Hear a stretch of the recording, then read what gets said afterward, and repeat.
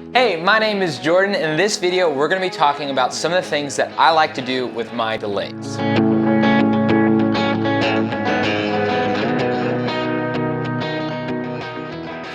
Alright, when we're talking about delay, we're talking about a really simple concept. What we're talking about is having an extra signal that delays the input signal. So for example, here's my regular sound.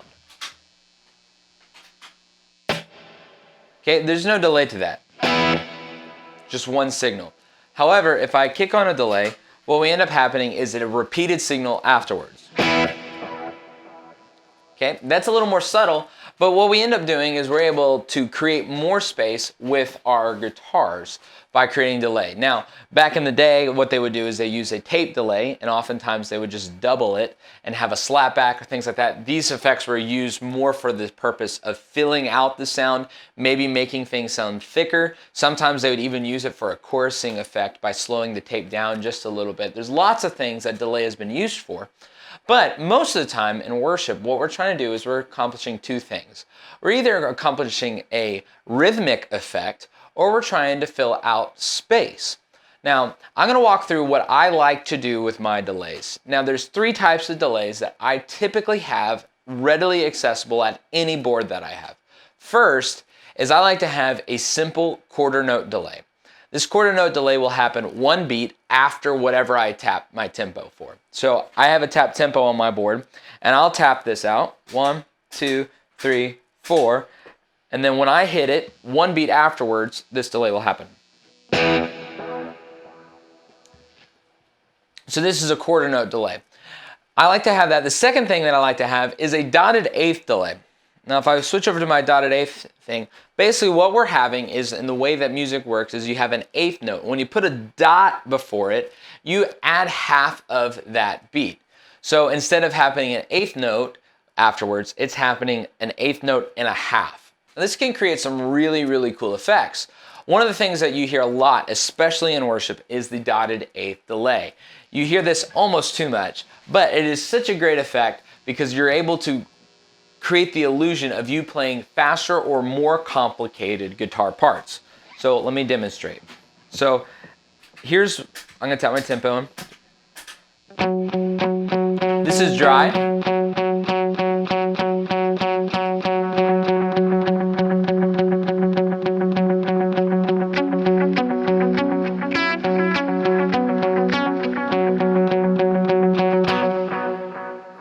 So you can start doing stuff like that, or like this.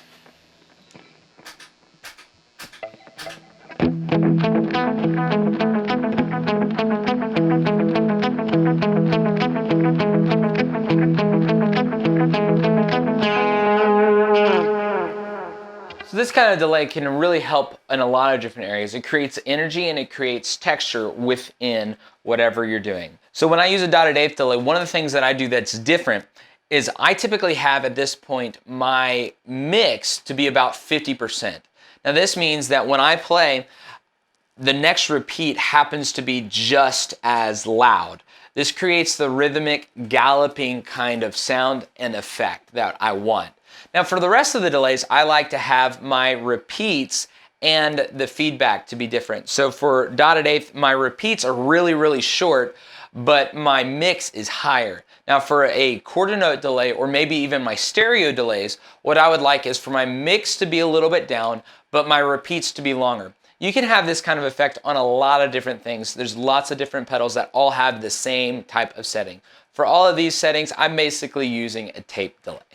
Now, the third type of delay that I like to have is a stereo delay. Now you can have different rhythmic properties to these as well. You can have quarter notes, you could have dotted eighth, you could do anything like that, whatever is your preference.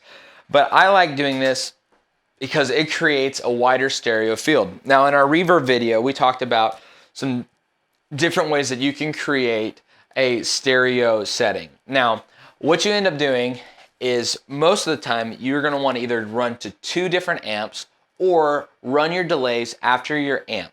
This creates two different signals, panned hard left and hard right, to create a wider field of sound. So for this one, I have it done that way, and we have a left and a right delay that happen differently. So you can hear it like this.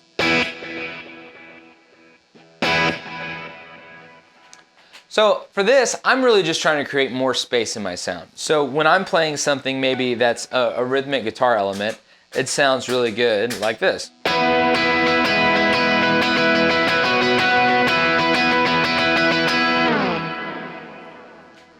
Without that, it would sound like this.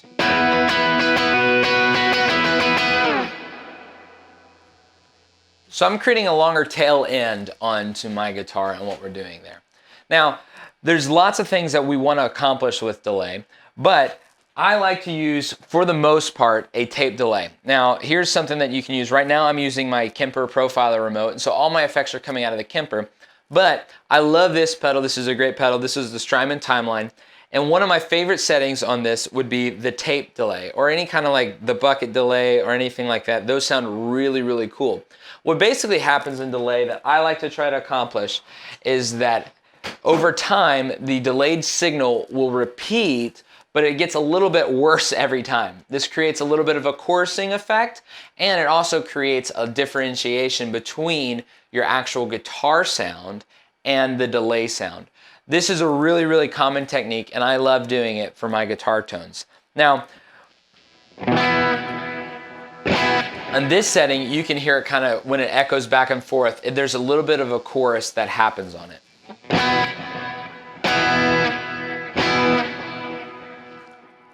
Now, when I do that, one of the things that I try to accomplish every time in my delays is, unless I'm using like a dotted eighth delay specifically for a rhythmic purpose, I try to have my delays mixed back on the tone just a little bit. Now what this does is this makes sure that my actual original notes come through clearer than the other notes. And I like this because if I'm playing lead lines, which is most of the time when I'm using a delay effect, if I'm saying, let's just come up with a lead line now, but if we say,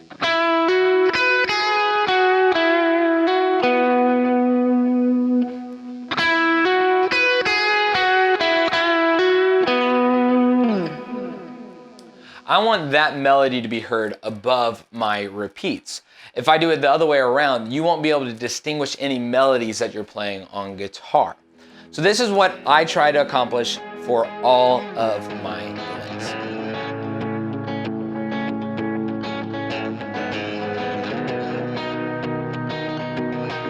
Hey, thanks so much for watching to the very end of the video. If there was something in this video that we didn't cover that you would love to know more about, let us know down in the comments. And be sure to subscribe to us, like this video, so you can see more content that is like this.